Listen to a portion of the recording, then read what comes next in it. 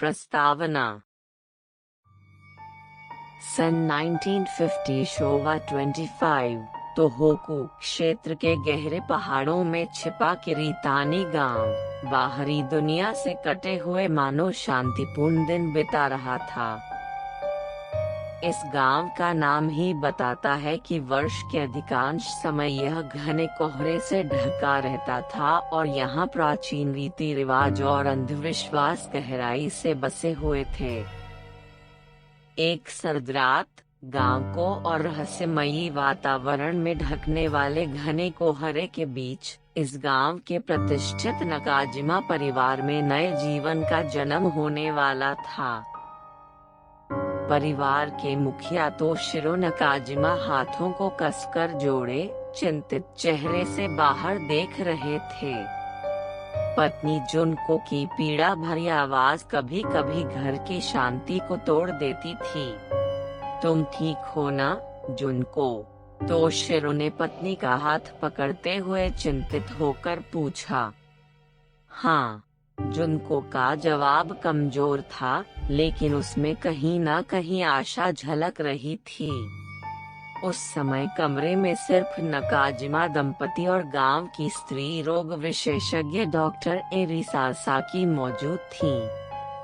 कुछ देर बाद नवजात शिशु की रोने की आवाज कमरे में गूंज उठी, लेकिन तुरंत ही एक और छोटे बच्चे की रोने की आवाज सुनाई दी।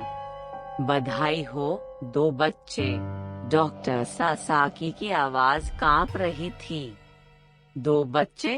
तोशिरो ने हैरानी से पूछा। हाँ, जुड़वा हैं। एक बच्चा तो। डॉक्टर सासाकी ने बात अधूरी छोड़ दी और गंभीर चेहरा बना लिया। इस क्षण में नकाजिमा दंपति की खुशी जटिल भावनाओं में बदल गई और एक रहस्य का जन्म हुआ। ऐसा लग रहा था मानो किरीतानी गांव का पुराना अंधविश्वास इस सुखद क्षण को छाया से झांक रहा हो। इस रात से शुरू होने वाली कहानी कोहरे में ढके गांव की शांति में छिपे रहस्यों और समय से परे जुड़ी हुई किस्मत की डोरियों को खोजने की यात्रा थी। नकाजिमा परिवार में जन्मे बच्चों की किस्मत धीरे धीरे कोहरे की तरह उलझती जाएगी और अज्ञात सच्चाइयों तक ले जाएगी। और इस रात की घटनाएं किरीतानी गांव के अतीत और भविष्य को सदा के लिए बदलने वाला पहला कदम बनी। शांत शुरुआत के बीच कोहरे में घिरे गांव की कहानी शुरू हुई। पहला भाग, छिपा हुआ कमरा।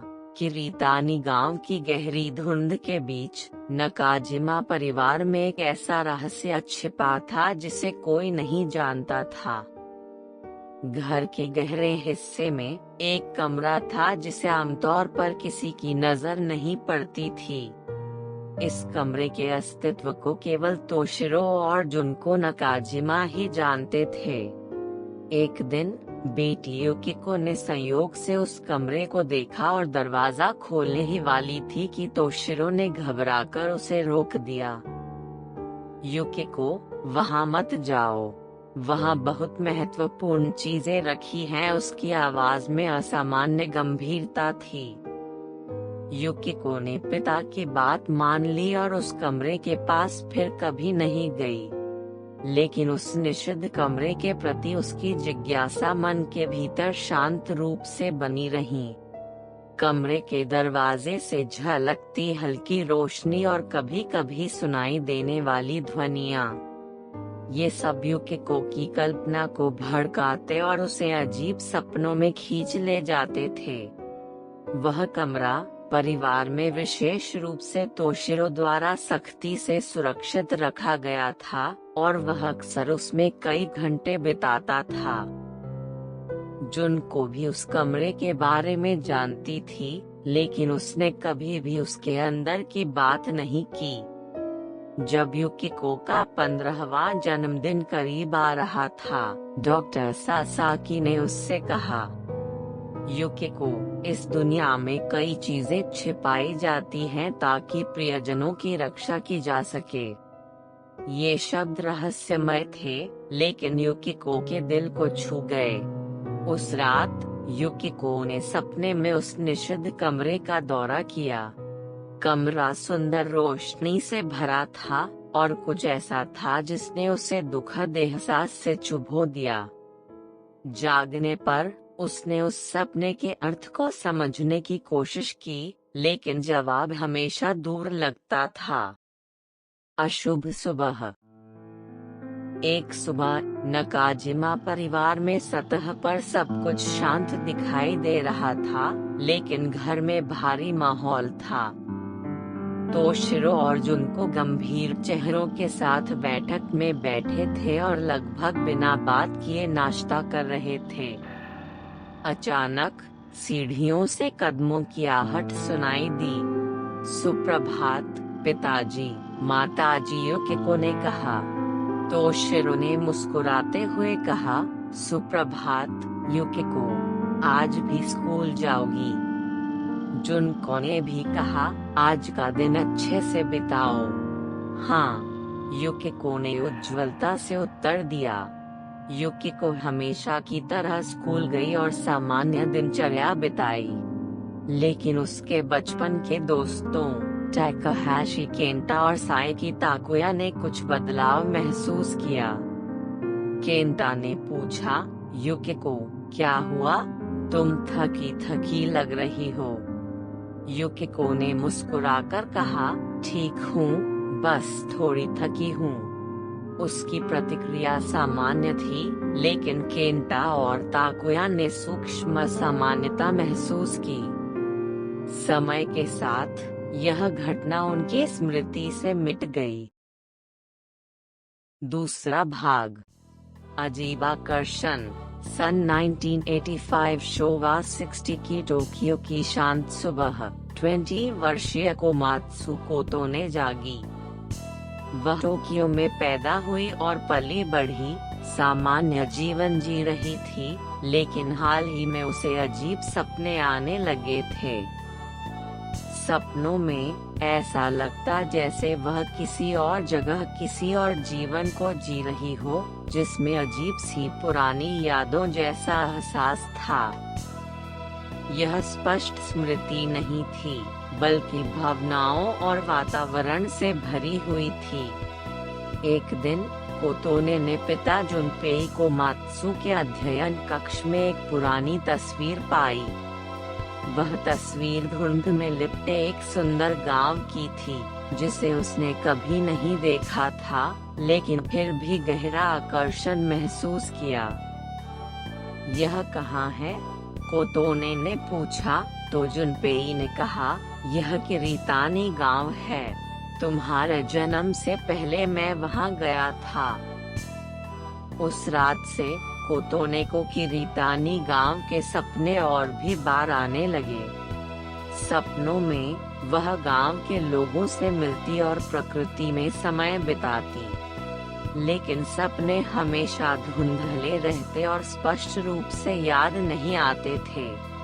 इन सपनों और तस्वीर के अजीब आकर्षण से प्रभावित होकर कोतोने ने अकेले यात्रा का निर्णय लिया। जुनपेई पहले तो असमंजस में था, लेकिन अंततः उसने उसकी दृढ़ता का सम्मान किया। किरीतानी गांव जाकर कुछ ढूंढो, लेकिन ज्यादा दबाव मत डालना। कोतोने की यात्रा केवल रोमांच नहीं थी, बल्कि गहरे आत्म खोज की यात्रा थी।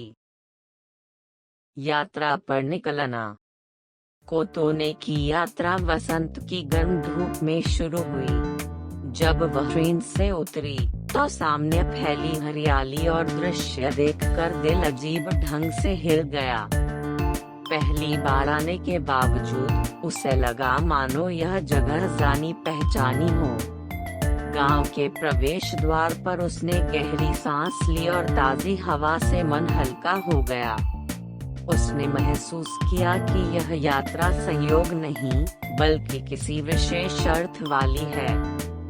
गांव में चलते हुए पुराने लकड़ी के घर और पत्थर की सड़कें उसका दिल खींच रही थीं। उसे लगा जैसे वह लंबे समय बाद घर लौटी हो। रास्ते में उसने एक छोटा कैफे देखा और वहां आराम करने लगी। कैफे के दरवाजे से केंटा और ताकुया अंदर आए, हंसते बोलते हुए। उनकी हंसी और माहौल ने कोतोने को भी मुस्कुरा दिया। हालांकि पहली बार मिली थी, लेकिन उसे अजीब सा अपनापन लगा। केंटा ने कहा, नमस्ते, आप यात्रा पर हैं? कोतोने ने उत्तर दिया, हाँ, इस गांव में थोड़ी दिलचस्पी है।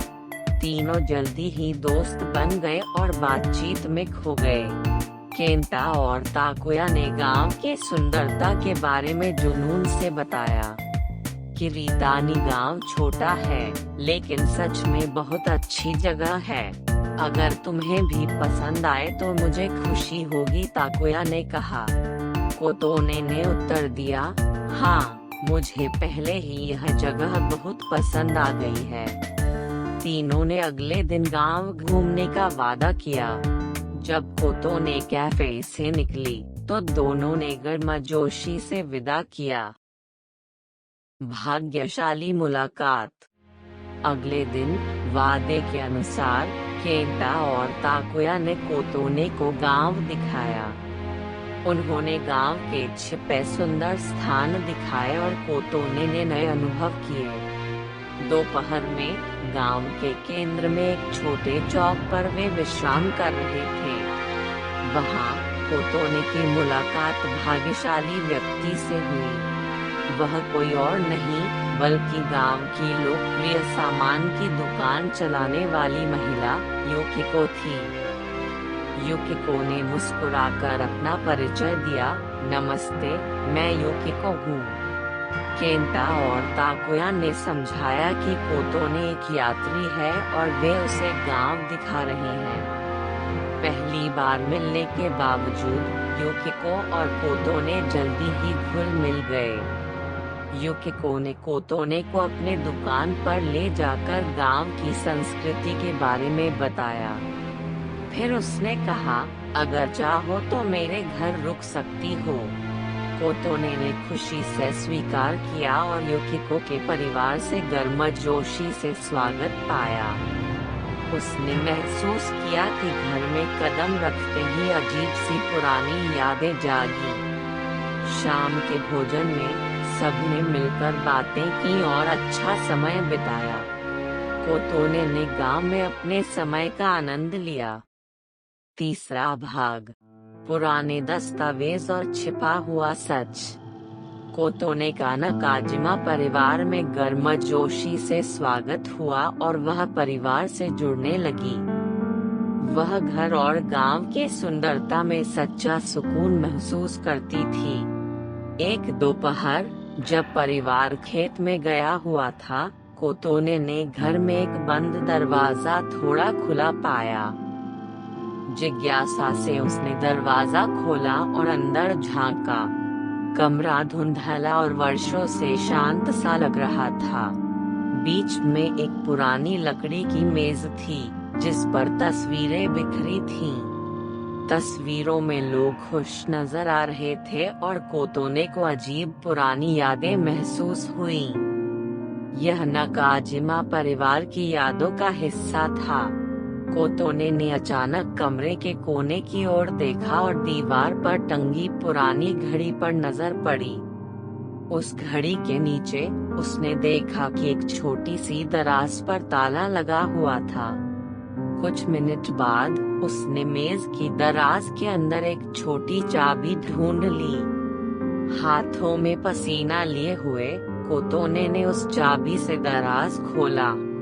अंदर से उसे नाकाजिमा परिवार से जुड़ा एक पुराना दस्तावेज मिला। दस्तावेज में 35 साल पहले के घटनाक्रम का जिक्र था। उस दस्तावेज के अनुसार, उस समय नाकाजिमा परिवार में जुड़वा बच्चे पैदा हुए थे। लेकिन उसमें लिखा था कि जुड़वा बहन का अस्तित्व छिपाया गया था। एक बच्चे को सार्वजनिक किया गया और दूसरे को गुप्त रूप से पाला गया। उनके नाम युकिको और आकिको दर्ज थे।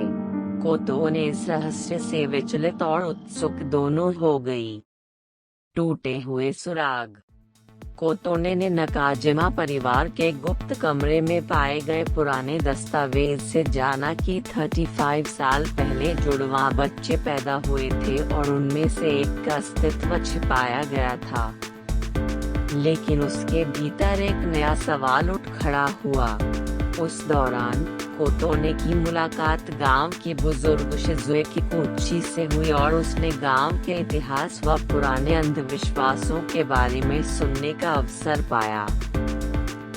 शिजुए ने बताया कि किरीतानी गांव में बहुत पहले से जुड़वां बच्चों को अशुभ माना जाता था। कोतोने ने सोचा कि यह रहस्य गांव की परंपराओं से जुड़ा है। क्या 35 साल पहले इस गांव में जुड़वां बच्चे पैदा हुए थे? कोतोने ने शिजुए से पूछा। शिजुए ने जवाब दिया, ऐसी कोई बात मैंने कभी नहीं सुनी। इससे कोतोने को लगा कि नकाजिमा परिवार ने सच गांव से छिपाया।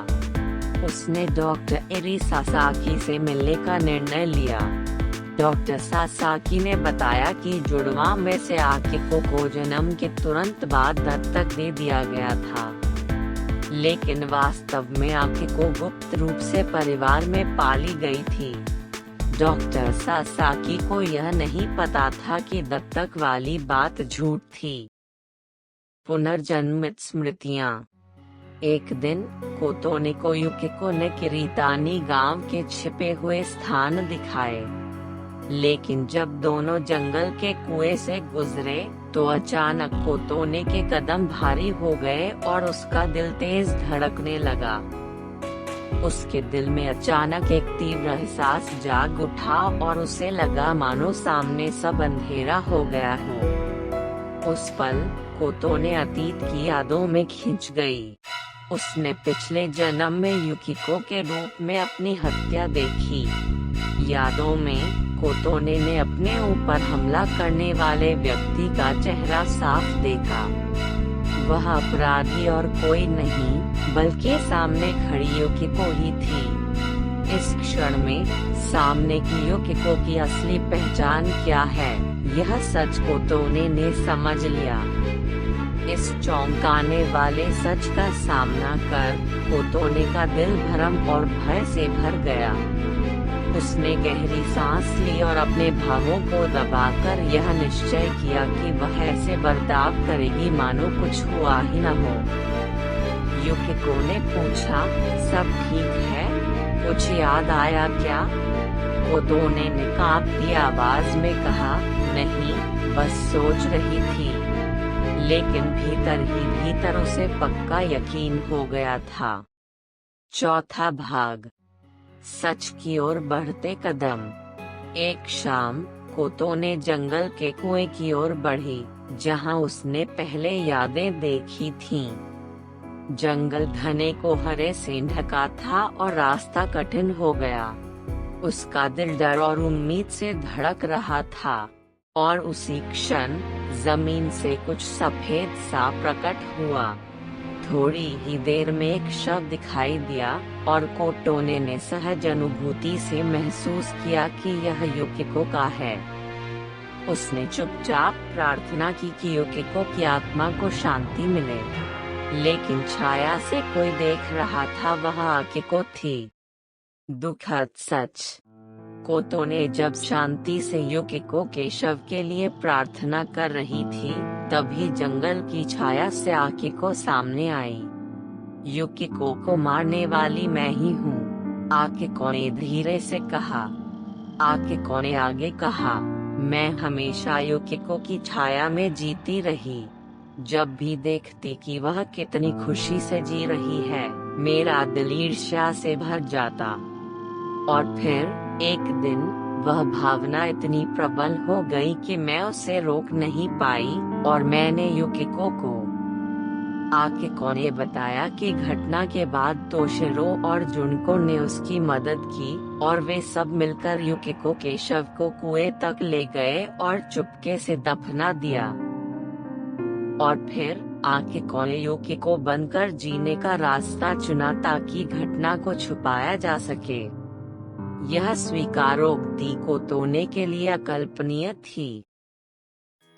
लेकिन आकिको की बातें सुनते हुए कोतोने का दिल गुस्से से ज्यादा गहरे दुख और सहानुभूति से भर गया।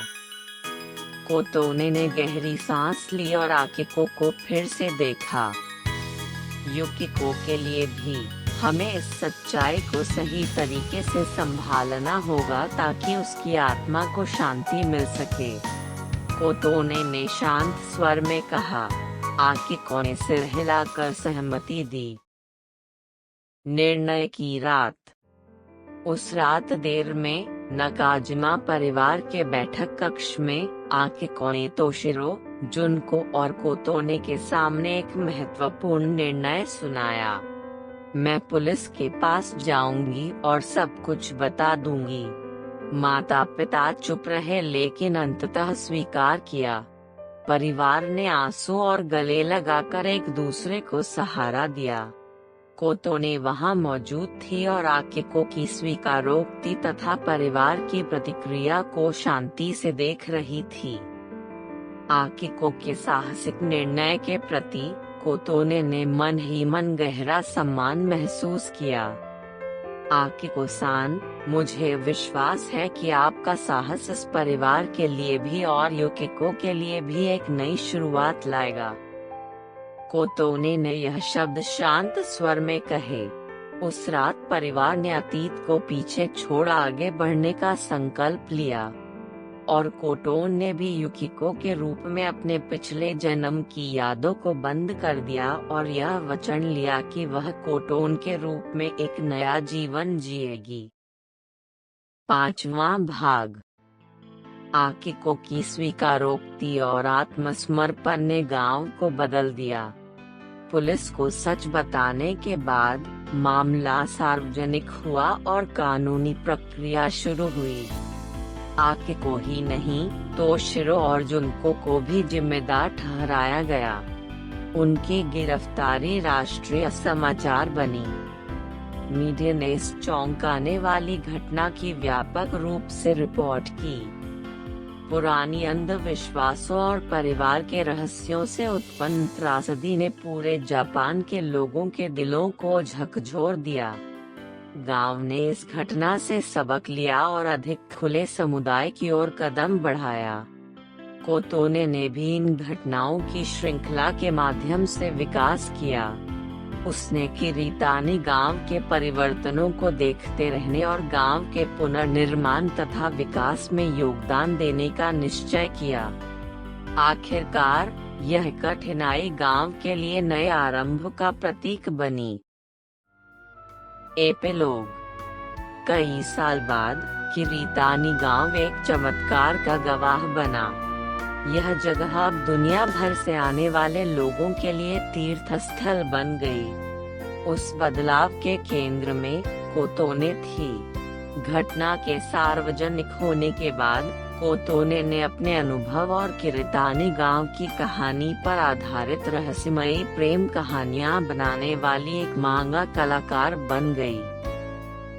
उसकी रचना ने पाठकों के दिलों को छू लिया और जल्द ही उसका एनिमे रूपांतरण होने वाला था।